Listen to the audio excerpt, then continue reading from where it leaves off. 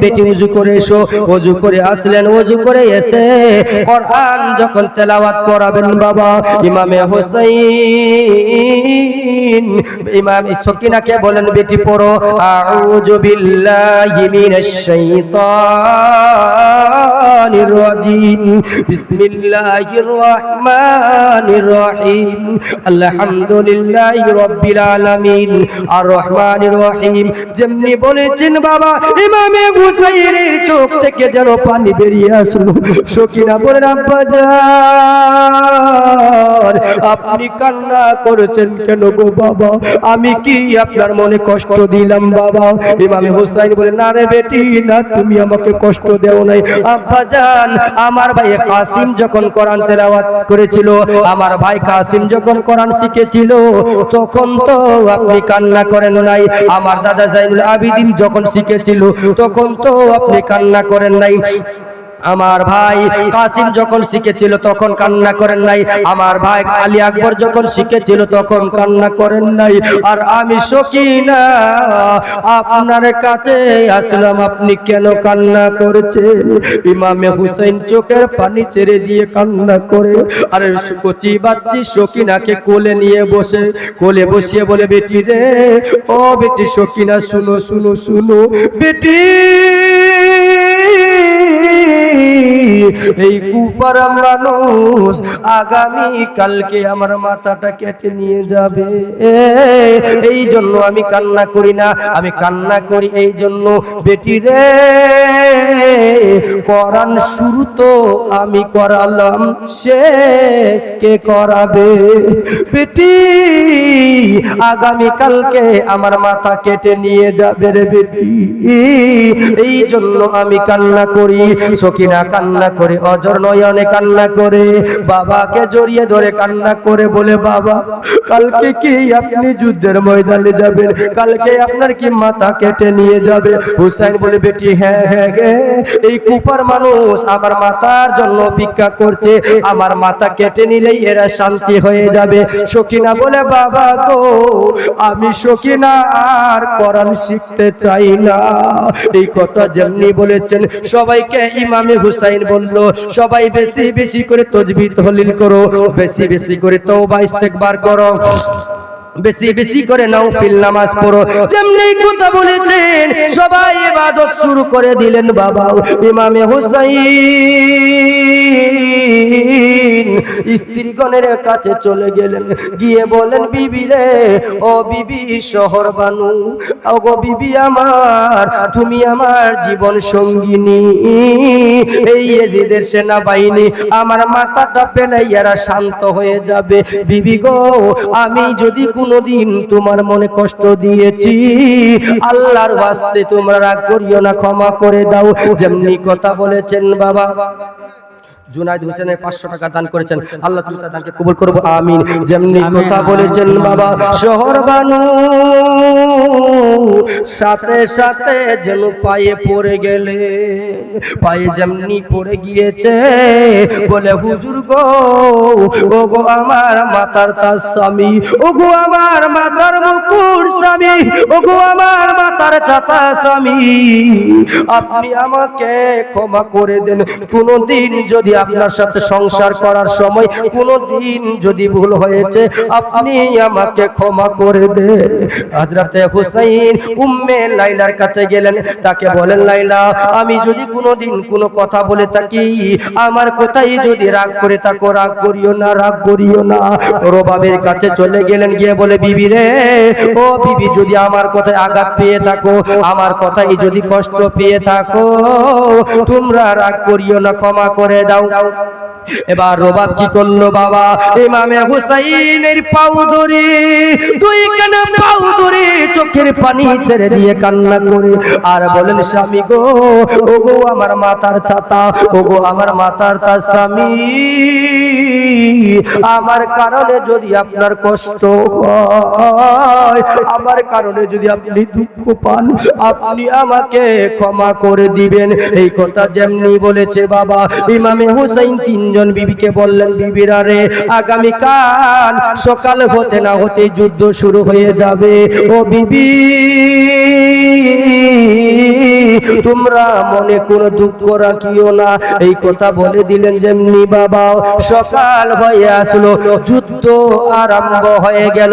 যেমনি যুদ্ধ আরম্ভ হয়েছে ওই সময় হুর বিন ইয়াজিদ সাথে সাথে যেন হোসাইনের কাছে চলে আসলো। এসে বলেন, হুজুর গো, আপনার কদমে আমার জীবন কুরবান। হুজুর, আমি হুর বুঝতে পেরেছি ওগো ইমামে হোসাইন, আমার কারণে আপনি আজকে এই মুসিবতে। হুজুর, আপনি আমাকে ক্ষমা করে দেন। হুজুর, আমি যদি তওবা করি আল্লাহ কি আমারে মাফ করবে না? ইমামে হোসাইন বলে, হুর রে, তুমি যদি তওবা করে নাও, আমার কাছে মুরিদ হয়ে যাও, আল্লাহ তোমাকে ক্ষমা করে দিবে। সুবহানাল্লাহ, সুবহানাল্লাহ। যুদ্ধ আরম্ভ হয়ে গেল। এবার হযরতে হুর ইমামে হুসাইনে পায়ে পড়ে গেল। বাবা, ইমামে হুসাইনের পায়ে পড়ে যাওয়ার পর হুর বলে, হুজুর, আপনি অনুমতি দেন, আমি হুর যুদ্ধের ময়দানে যাব। যেমনি কথা বলেছেন ইমামে হুসাইন বলে, হুর শুনো শুনো। হুর ঘোড়ার উপর চড়ে বসছিলেন। হুরকে বলে, হুর নিচনে নামো। হুর বলেন, হুজুর, আমার কারণে আজকে আপনি এত বড় মুসিবতে। হুজুর গো, আপনি অনুমতি দেন, আমি হুর যতক্ষণ পর্যন্ত শহীদ না হয়ে যাই ততক্ষণ পর্যন্ত এই ঘোড়ার উপর থেকে নামবো না। এই কথা বলেছেন। যেমনি ইমামে হুসাইন বলে, হুর, তাহলে তোমার মর্জি, তুমি কেমন ভালো মনে করো, যাও যাও, আল্লাহ তোমার উপর হেফাজত করুক, আল্লাহ তোমার উপর রহম করুক। যেমনি কথা বলেছেন, হুর ঘোড়ার উপরে চড়ে যেন রওনা হয়ে গেলেন। বাবা, যেমনি রওনা হয়ে গিয়েছেন, যুদ্ধের ময়দানে যাওয়ার পর ইমাম হযরতে হুর ওই ইয়াজিদের সেনাবাহিনীকে বললেন, ও ইয়াজিদের সেনাবাহিনী, যেই হুসাইনের নানা না হলে আল্লাহ পাক রব্বুল ইজ্জত কিছুই সৃষ্টি করতেন না। ওই নবীর নামাসা হুসাইনের সাথে দুশমনি কেন করছো? তোমরা মুরিদ হয়ে যাও আর হুসাইনের হাতে হাত মিলিয়ে নাও। যেমনি কথা বলেছেন, কেউ কোনো কথা শুনে না।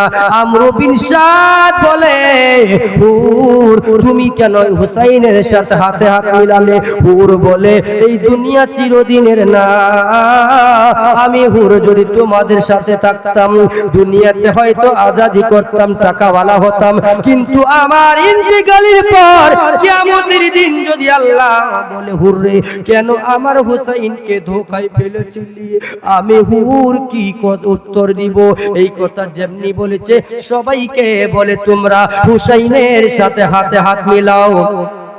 এই কথা বলার পর কেউ কিন্তু হাত মিলাই না। বাবা, কেউ হুসাইনের কাছে মুরিদ হয় না। এই কথা বলে দিলেন। কিন্তু মুরিদ যখন হলো না, সবাই বলে, হুরের উপর তীরের আঘাত করো।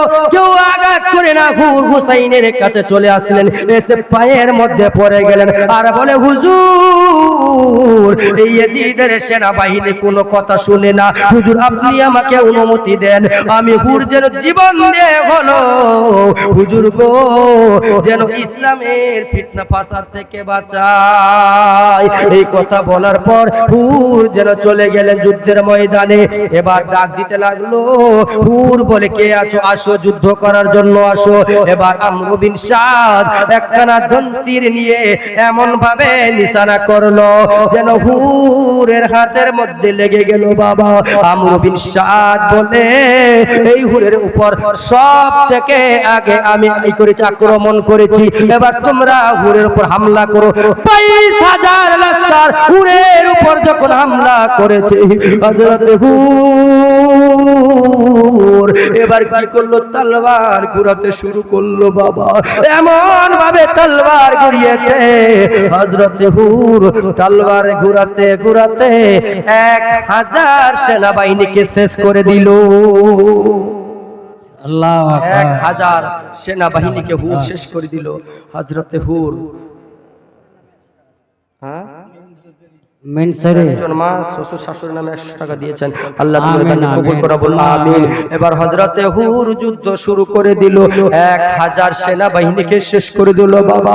হুরের উপর তীরের আঘাত এমন ভাবে হয়, হযরতে হুর চোখের পানি ছেড়ে দিয়ে কান্না করতে করতে হুসাইনের এসে পায়ে পড়ে গেছে আর বলে, হুজুর আপনি বলে আমার আল্লাহ কি আমারে মাফ করবে?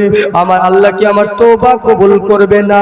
হুজুর আপনাকে আমি কষ্ট দিয়েছি, আপনি আমাকে ক্ষমা করে দেন। যেমনি এই কথা বলেছে হযরতে হুসাইন রাদিয়াল্লাহু তাআলা আনহু বলেন, হুর রে তোমার নাম যেমন হুর, তুমি এই দুনিয়াতেও আজাদ হবে আর কিয়ামতের দিনও তুমি আজাদ থাকবে। এই কথা বলার পর ইমামে হুসাইন হুরকে ইজাজত দিলেন, হুর চলে গেলেন বাবা। যুদ্ধের ময়দানে যখন গেলেন, যুদ্ধ করতে করতে করতে করতে হযরতে হুর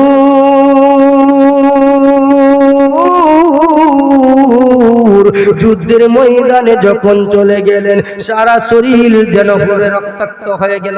কে দিল?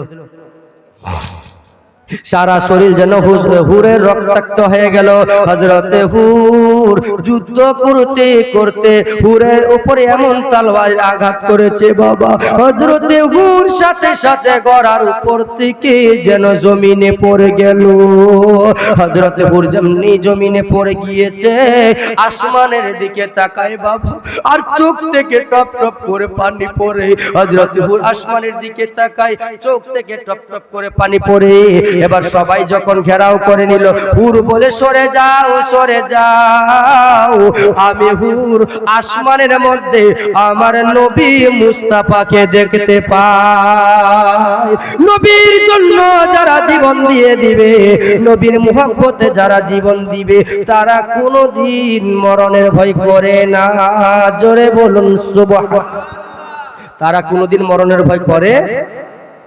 কোনোদিন মরণের ভয় করে না? কোনদিন মরণের ভয় করে না। তারা জীবন দিয়ে দিবে কিন্তু কোনদিন মরণের ভয় করবে না। বলুন সুবহানাল্লাহ।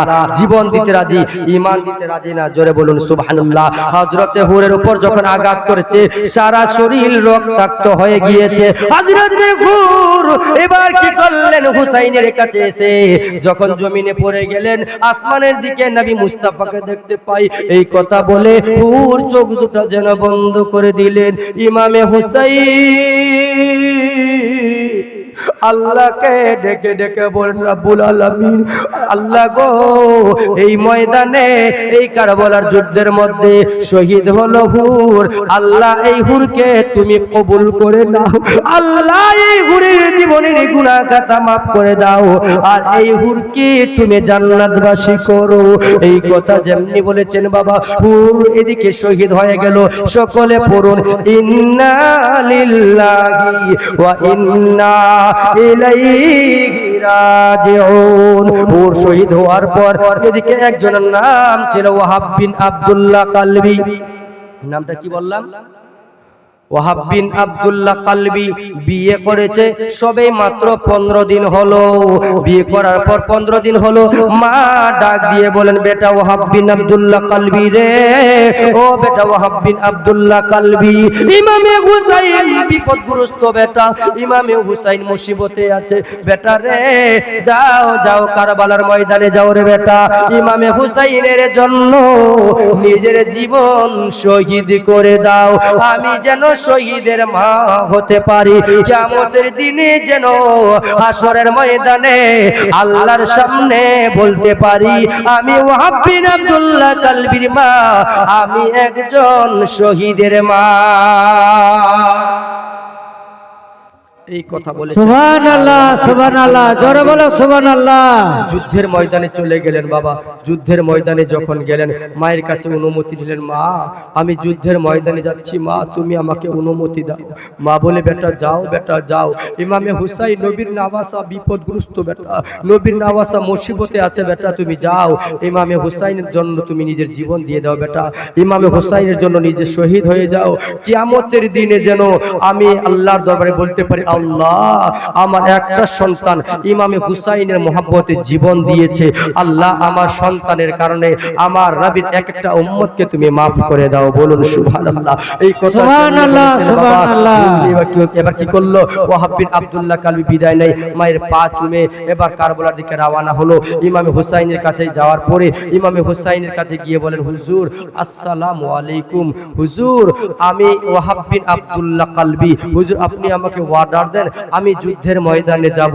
ইমামে হুসাইন বলে, ওয়াহাব বিন আব্দুল্লাহ কালবি তুমি যুদ্ধের ময়দানে যাবে? বলে, হুজুর আমার মা বলেছে আপনার জন্য যেন আমি নিজের জীবনটা দিয়ে দিই, হুজুর আপনি আমাকে অনুমতি দেন। আর আপনারা বলেন আমাদের এখনকার সময় যদি হতো বিয়ে করার 15 দিন পর হলে জীবনে কেউ পাঠাতো মা? কোন মা বাপ এমন আছে যে শহীদ হওয়ার জন্য পাঠাবে? আছে কেউ? আরে কথা বলেন, আছে? আপনাদের কি বক্তব্য খারাপ লাগছে? হ্যাঁ, চুপচাপ কেন আছেন? হানা বলেন। বিয়ে করার 15 দিন হলো, কোন মা বাপ আছে যে কাউকে যুদ্ধের ময়দানে পাঠাবে ছেলেকে? আছে? কিন্তু ওয়াহাব বিন আব্দুল্লাহ কালবির মা কি করলো? এবার সন্তানকে পাঠিয়ে দিল। ইমামে হুসাইনের কাছে গিয়ে বলে, হুজুর আসসালামু আলাইকুম, হুজুর আপনি আমাকে অনুমতি দেন আমি যেন আপনার মহব্বতে জীবন দিয়ে দিতে পারি। হযরতে এবার কি করলেন? হযরতে হুসাইন অর্ডার দিয়ে দিলেন, যাও যাও।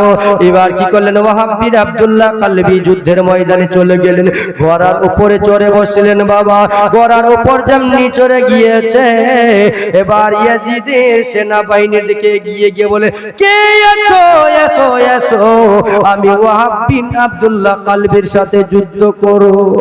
এই কথা যেমনি বলেছে, ওয়াহাব বিন আব্দুল্লাহ কালবি যেমন ললকার মেরেছে, যেমন ওই ডাক দিয়েছে, ওয়াহাব বিন আব্দুল্লাহ কালবির ডাকে কিছু মানুষ ভয় পেয়ে গিয়েছে। কিছু মানুষ যখন ভয় পেয়ে গেল, ওয়াহাব বিন আব্দুল্লাহ কালবি যেন যুদ্ধ শুরু করে দিল। বাবা যুদ্ধ করতে করতে করতে করতে ওয়াহাব বিন আব্দুল্লাহ কালবি যেমনি যুদ্ধ করে শুরু করেছে, একজন ব্যক্তি এসে পিছন দিক থেকে ওয়াহাব বিন আব্দুল্লাহ কালবির পিঠে তলোয়ার মেরে দিয়েছে। সারা শরীর যেন রক্তাক্ত হয়ে গেল। ওয়াহাব বিন আব্দুল্লাহ কালবি যুদ্ধ করতে করতে মায়ের কাছে গিয়েছে, গিয়ে বলে, মা গো মা, তুমি আমাকে পেটে ধরেছো গো মা, তুমি আমাকে 10 মাস 10 দিন পেটে রেখেছো ও গো মা জননী। আমি যুদ্ধের ময়দানে গিয়েছিলাম মা, দেখো দেখো যুদ্ধের দাগ লেগে আছে। ওয়াহাব বিন আব্দুল্লাহ কালবির মা বলে, বেটা কেন আসলে? বলে, মা গো তুমি আমাকে পেটে ধরেছো গো মা, আমার নবী বলেছেন মায়ের চেহারার দিকে একবার মহব্বতের নজরে তাকালে একটা যেন কবুল হজের সওয়াব পাওয়া যায়। মা গো এই জন্য শেষবারের মতো তোমার চেহারা দেখার জন্য এসেছি, মা গো তুমি আমাকে ক্ষমা করে দাও। এই কথা বলে ওয়াহাব বিন আব্দুল্লাহ কালবি যুদ্ধের ময়দানে চলে গেলেন। বাবা ওয়াহাব বিন আব্দুল্লাহ কালবি যেমনি যুদ্ধের ময়দানে গিয়েছেন, হযরত ওয়াহাব বিন আব্দুল্লাহ কালবি যুদ্ধের ময়দানে গিয়ে শহীদ হয়ে গেলেন। বাবা এমন যুদ্ধ শুরু হয়ে গেল, ওয়াহাব বিন আব্দুল্লাহ কালবি যুদ্ধ করতে করতে করতে করতে বেশ কিছু সেনাবাহিনীকে শেষ করে দিল। ও ওয়াহাব বিন আব্দুল্লাহ কালবির চারদিকে শুধু তীরের আঘাত, তীরের আঘাত, তলোয়ারের আঘাত। ওয়াহাব বিন আব্দুল্লাহ কালবি ঘোড়ার উপর চড়ে যেন ইমামে হুসাইনের কদমে পড়ে গেল। ইমামে হুসাইনের কদমে পড়ে গিয়ে বলে, হুজুর আমি ওয়াহাব বিন আব্দুল্লাহ কালবি আর পারলাম না ওগো হুজুর। ইমামে হুসাইনকে বলে, হুজুর আপনি যদি পারেন সামান্য পানি দেন, আমি ওয়াহাব বিন আব্দুল্লাহ কালবি এই 22,000 লস্করকে শেষ করে দিব। হুসাইন বলে, ওয়াহাব বিন আব্দুল্লাহ কালবি রে, আজ থেকে 3 দিন হয়ে গেল আমাদের জন্য পানি বন্ধ করা হয়েছে। আজ দেখি 3 দিন ধরে আমরা কেউ পানি পাই নাই রে ওয়াহাব, আমরা 3 দিন ধরে পানি পান করি নাই। ওয়াহাব বিন আব্দুল্লাহ কালবি বলে, হুজুর যদি সামান্য পানি পাইতাম হুজুর গো, এই 22,000 লস্করের সঙ্গে আমি যুদ্ধ করতাম। ইমামে হুসাইন বলে, হুররে আজ থেকে 3 দিন হয়ে গেল, 3 দিন ধরে আমি হুসাইন পানি পান করি নাই রে ওয়াহাব বিন আব্দুল্লাহ কালবি, আমি তো নিজেই পানি পান করতে পারি নাই। ও ওয়াহাব বিন আব্দুল্লাহ কালবি, যা যা যা, তোমার জন্য আমার নানা নবী মুস্তাফা হাউজে কাউসারের পানি নিয়া যেন অপেক্ষা করছে। এই কথা যেমনি বলেছে ওয়াহাব বিন আব্দুল্লাহ কালবি আবার যুদ্ধের ময়দানে চলে গেলেন। বাবা যুদ্ধের ময়দানে গিয়ে যুদ্ধ করতে লাগলো। এমন ব্যক্তি একজন এমন একখানা তীরের আঘাত করেছে গো, ওয়াহাব বিন আব্দুল্লাহ কালবির সিনার সোজাই মেরেছে, সিনা কানা ছিদ্র করে, কলিজা কানা ছিদ্র করে এপার থেকে ওই পার হয়ে গিয়েছে। ওয়াহাব বিন আব্দুল্লাহ কালবি সাথে সাথে জমিনে পড়ে গেল।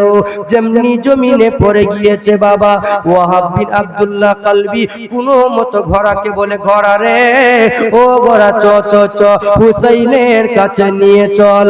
ওয়াহাব বিন আব্দুল্লাহ কালবি আমার হুসাইনের কাছে যখন চলে গেলেন, হুসাইনের কাছে গিয়ে বলেন, হুজুর আমি ওয়াহাব বিন আব্দুল্লাহ কালবি আর পারলাম না, হুজুর গো আপনি আমাকে ক্ষমা করে দেন। এই কথা বলে ওয়াহাব বিন আব্দুল্লাহ কালবির রূহখানা যেন কবজ হয়ে গেল। সকলে পড়ুন, ইন্না লিল্লাহি ওয়া ইন্না ইলাইহি রাজিউন।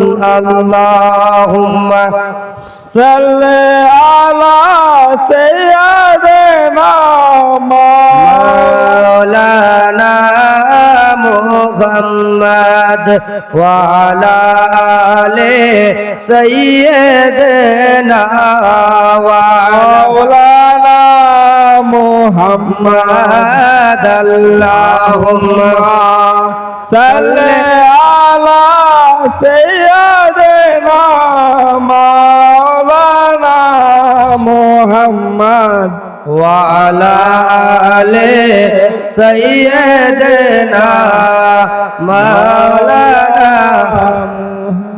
যাই হোক, বলছিলাম আল্লাহর ঘরের জন্য চেয়েছিলাম একজন ব্যক্তির কাছে 2,000 টাকা নাই, কেউ নাই যে 2,000 টাকা দিবে। আচ্ছা 500 টাকা করে 2জন ব্যক্তি দেন তো, মাত্র 500 টাকা করে 2জন ব্যক্তি 500 টাকা করে দেন। একটা ভালো গজল শোনাবো ইনশাআল্লাহ। 2জন ব্যক্তি কেউ 500 টাকা করে দিতে পারবেন না? বাপ কেউ নাই 500 টাকা করে দিবেন? আপনারা তো এই গ্রামের মানুষ তো অনেক কম, সবাই তো বাইরে থেকে এসছে। কি নাম? খেলেল নামে 1 বস্তা সিমেন্ট। সুবহানাল্লাহ, নারে তাকবীর, আল্লাহু আকবার, নারে রিসালাত, ইয়া রাসূলুল্লাহ, নারে রিসালাত। ইয়া রাসূলুল্লাহ, তুমি ওই খেলেল নামে 1 বস্তা সিমেন্ট দিয়েছে, তার দানকে তুমি কবুল করো না, বলুন আমিন। আমিন। সিমেন্ট তাহলে 2 বস্তা কে দিবেন বলেন? মসজিদের কাজ চলবে, সিমেন্ট কে দিবেন 2 বস্তা কাজের সময় বলেন?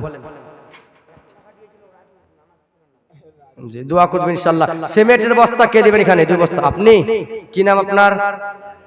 রাজেশ আলী। আল্লাহর ঘরের জন্য 2 বস্তা সিমেন্ট দিয়েছে। নারে তাকবীর, আল্লাহু আকবার, নারে রিসালাত, রাসূলুল্লাহ, नारे रिसालत, রাসূলুল্লাহ, जलसा करने वाला जिंदाबाद, जलसार कमेटी जिंदाबाद, बस्ता समेटेर दाता जिंदाबाद, तकबीर, अल्लाह नारे रिसालत।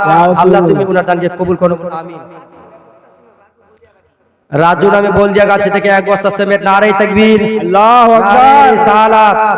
রাজু নামে 1 বস্তা সিমেন্টের দাতা, আল্লাহ তুমি ওনার দানকে কবুল করো, বল আমিন। আচ্ছা এদিকে মায়েদের কাছে চেয়েছিলাম, মা বোনদের কাছে 2টা আংটি এসছে আর 3টা আংটি আসলে পরে পাক পাঞ্জাতনের নামে হয়ে যাবে।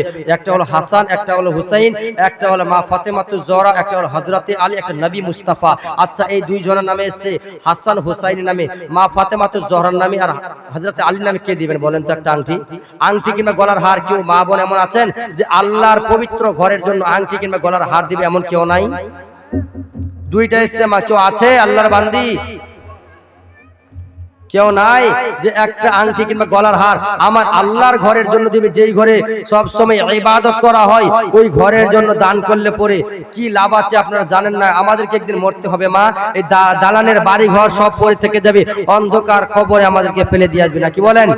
অন্ধকার কবরে ফেলে দিয়ে আসবে, ওই কবরে কেউ সঙ্গী হবে না, কেউ সঙ্গের সাথে হবে না, ওই কবর ঈমান আমল সঙ্গে নিয়ে যেতে হবে। আর যারা দান খয়রাত করেছে এই দান খয়রাত ওর মারা মরে যাওয়ার পর ওই কবরে নেকি পৌঁছাতেই থাকবে। জোরে বলুন সুবহানাল্লাহ, সুবহানাল্লাহ। আর ঘরের জন্য কারা কারা দান করবেন চটপট করে দান করে দেন। আংটি চেয়েছিলাম একটা আংটি, আর কেউ দিতে পারবেন না? আংটি কিংবা গলার হার একজন ব্যক্তি, একজন মা আছেন কিংবা বোন, তাড়াতাড়ি করে আসেন। আর এখন কিসের সময়? ভুট্টার সময় না, কি বলেন? এদিকে ভুট্টা লাগাইনি, গমের সময়, গম। সুবহানাল্লাহ। গম কেউ কি বলে 20 কেজি গম কেউ দিতে পারবে? জাহাঙ্গীর গিদরমারির জাহাঙ্গীর কেমন এক নাম? বস্তা সিমেন্ট। গিদরমারি থেকে জাহাঙ্গীর হ্যাঁ। 2 বস্তা নাকি? একে কয় বস্তা বস্তা দিয়েছে? 1 বস্তা সিমেন্ট দিয়েছেন। আল্লাহ তুমি তার দানকে কবুল করো, বল আমিন। আমিন আমিন। আসলাম চাররামপুর থেকে 1 বস্তা সিমেন্ট, আল্লাহ তার দানকে কবুল করো, বল আল্লাহুম্মা আমিন। আল্লাহুম্মা 20 আমিন। কেজি জি মায়ের নামে দিয়েছে মায়ের নামে, আল্লাহ। আচ্ছা, মা তো বেঁচে আছে নাকি? আল্লাহ যেন তার মায়ের হায়াতকে লম্বা করে দেয়, বল আল্লাহুম্মা আমিন। আল্লাহুম্মা যাই হোক, আমিন। মরে গেছে, ওর মাকে যেন জান্নাতবাসী করে, বল আমিন। আর বলছিলাম 20 কেজি, আচ্ছা মা 10 কেজি করে গম কারা কারা দিবেন নিজের মনে আল্লাহর ঘরের জন্য? দিবেন কেউ আছেন? একজন খাতা নিয়ে যাবে, একজন মা দিবে। এ ভাই খাতা নিয়ে একজন যান, মায়েরা দিবে 10 কেজি করে, বেশি চাপ দিব না, 10 কেজি করে মা আজকের জন্য দেন ইনশাআল্লাহ। একজন জান তো দান করে গে ফাতেমার দলরা, ফাতেমার যদি দামান ধরে তোমরা জান্নাতে যাব। আমি এই জন্য চাইছি, নিজের জন্য নয়। আমার একজন ওখানে যান না, নাম বল। আমি একটা জিনিস বুঝতে পারলাম না, এত বড় প্যান্ডেল জালসা করেছেন, একটা ভলেন্টিয়ার আপনাদের নাই। কে ভলেন্টিয়ার? সেক্রেটারি, সভাপতি কে? আপনাদের পোস্টার কই? পোস্টার নাই? ঘুরেন না, এটা চাদর না, ঘুরেন না। আপনাদের ভলেন্টিয়ার নাই। তারপর দ্বিতীয় কথা বলে যে কি বলে ওই কমিটি, সেক্রেটারি, সভাপতি, এগুলার কি আপনাদের নাম নাই? তো কই দেখা যাচ্ছে কেমন জালসা করছেন আপনারা গো? জি এই যে কমিটির লোক, আপনি জান না, চাদর ধরা ঘুরেন না একটু। গিয়েছে আপনারা বসেন। আচ্ছা দুরূদ পড়েন, একটা গজল পড়ি। আল্লাহ সাল্লি আলা সাইয়্যিদিনা মাওলানা মুহাম্মদ। এটা টাইম ঠিক নাই। যা কিছু করেছেন ফাতিমা নিজে ধরিতেন শেখা, যা কিছু করেছেন ফাতিমা নিজের ধরিতেন শেখা, নিজে ভুখা থেকে ফাতিমা রাবিউল বাবার নামে 200 টাকা দিয়েছেন। আল্লাহ তুমি তার দানকে কবুল করো, বলুন আল্লাহুম্মা আমিন। আল্লাহুম্মা আমিন। আরেকজন 200 টাকা দিয়েছেন, আল্লাহ তুমি ওর দানকে কবুল করো, বলুন আল্লাহুম্মা আমিন। আংটি দিয়েছেন নাকি? আমিন আল্লাহুম্মা আমিন। আংটি নাই, আংটি কেউ নিয়ে আসবে না। আর আংটি কিংবা গলার হার একজন আসেন, মা কিংবা বোন একটা আংটি কিংবা ঘোরান নিয়ে আসেন। আরেকজন বোন 200 টাকা দিয়েছেন, আল্লাহ তুমি তার দানকে কবুল করো, বলুন আল্লাহুম্মা আমিন। সেক্রেটারি, সভাপতি আগামী বছর বেশি বেশি করে বানাবেন। যারা মেম্বার আছে, পর্দার আছে, তাদের নাম বেশি করে দিবেন। আশেপাশে যারা এমএলএ আছে তাদের নাম দিবেন, যদি কিছু উন্নতি করতে চান, ঠিক না? নাম বেশি করে কমিটির নাম দিবেন। 1-150 জন ঢুকিয়ে দিবেন, 50 জন তো আসবে ইনশাআল্লাহ। তারাই 2000 করে দিলে 1 লাখ টাকা উঠে যাবে। তাদের নাম বেশি করে দিন। মা একটা গলা হার, মৃত্যু ছেলে কিংবা স্বামীর নামে, মা বাপের নামে একটা গলার হার কিংবা একটা আংটি দিয়ে যান তো, চটপট করে দোয়া করব। একবার জিকির করেন আল্লাহ আল্লাহ, একসঙ্গে জিকির করেন আল্লাহ আল্লাহ আল্লাহ, একসঙ্গে জিকির করেন। এই রাত্রে, এখন রাত 1টা বাজে, কয়টা? জোরে বলুন বন্ধু, কয়টা? 500 টাকা। জি 1টা বাজে এখন। আমি টাইম শুন আগে, টাইম ভুল আছে নাকি? 12টা 35। এই রাত্রে 12টা 35 বাজে। এখন যদি কোনো ব্যক্তি আল্লাহর জিকির করে, মনে রাখবেন আল্লাহ ফারিস্তাদেরকে সাক্ষী রেখে তার গুনাহ মাফ করে দিবে, বলুন সুবহানাল্লাহ। এই জন্য সবাই আল্লাহ আল্লাহ জিকির করতে থাকবেন। আর আমি তার মাঝখানে একটা গজল পড়ব। কি ভাই? সাইনুর নামে, নানার নামে 500 টাকা দান করছে। ছেলে নামিয়ে, ছেলে নামিয়ে। জি भोजपुरी हम लोग बंगाली हैं, भोजपुरी बोलने की जरूरत नहीं है। सालिनुर नामे 500 টাকা আর এক বস্তা সিমেন্ট হবে না ভাই? কালকে তো আজকে আমার মহব্বতের দিন রাত্রে না থাকেন, একটা সিমেন্ট দেন, কালকে আবার দেন। খুশি মনে তো? সুবহানাল্লাহ। কালকে আবার আসছে না আবার ভাই, লুকিয়ে যান না। নারায়ে তাকবীর, নারায়ে রিসালাত। সালিনুর নামে 500 টাকা এক বস্তা সিমেন্টের দাতা। নারায়ে তাকবীর, নারায়ে রিসালাত। আল্লাহ তাআলা কবুল করুন, আল্লাহুম্মা আমিন। মনে হয় আংটি নিয়ে আসছে নাকি? সুবহানাল্লাহ। ওয়া আলাইকুমুস সালাম। আরেকটা বোন আমার একটা আংটি দিয়েছে, সুবহানাল্লাহ। নারায়ে তাকবীর, নারায়ে রিসালাত। ইয়া রাসূলুল্লাহ, আংটি করনে वाला সুবহানাল্লাহ, জিন্দাবাদ। দুইজন মা কিংবা বোন একটা আংটি কিংবা গলার হার দিয়ে যান তো মা, আল্লাহর ঘরের জন্য। দুইজন মা কিংবা বোন আংটি কিংবা গলার হার দিয়ে যান, কিংবা নাকের ফুল যদি দেন, খুশি হয়ে দান করেন। আর 10 কেজি করে গহম চেয়েছি, প্রত্যেকটা মা বোন 10 কেজি করে নিজের ইচ্ছায় আমার আল্লাহর ঘরের জন্য দান করেন। আমি শেষ টাইমে দোয়া করে দেব ইনশাআল্লাহুল আজিজ, খুশি হয়ে আল্লাহর ঘরের জন্য দান করেন। সবাই দান করলে আল্লাহ পাক রব্বুল ইজ্জাত বেশি খুশি হয়, বালা মুসিবতকে আল্লাহ পাক দূর করে দেয়। বলুন সুবহানাল্লাহ। মায়ের দিলে তে বেতা কখনো দিও না, মায়ের দিলে তে বেতা কখনো দিও না, কখনো দিও না। মায়ের দিলে তো বেতা, মায়ের দিলে তে বেতা কখনো দিও না, কখনো দিও না। মায়ের দিলে তে বেতা কখনো দিও না, কখনো দিও না। মায়ের মতো এত আপন, মায়ের মতো এত আপন আর তো কেউ হবে না। মায়ের দিলে বেতা কখনো দিও না, কখনো দিও না। মায়ের দিলে বেতা কখনো দিও না, কখনো দিও না। দুঃখে দুঃখী নীরবে সুখেতে খুশি হবে। জোরে বলুন সুবহানাল্লাহ। দুঃখে দুঃখী নীরবে সুখেতে খুশি হবে। ছেলের খুশি তরে মা মরতেও রাজি হবে।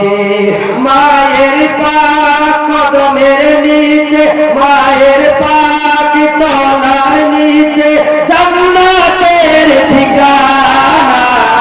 মায়ের দিলেতে বেতা কখনো দিও না, কখনো দিও না।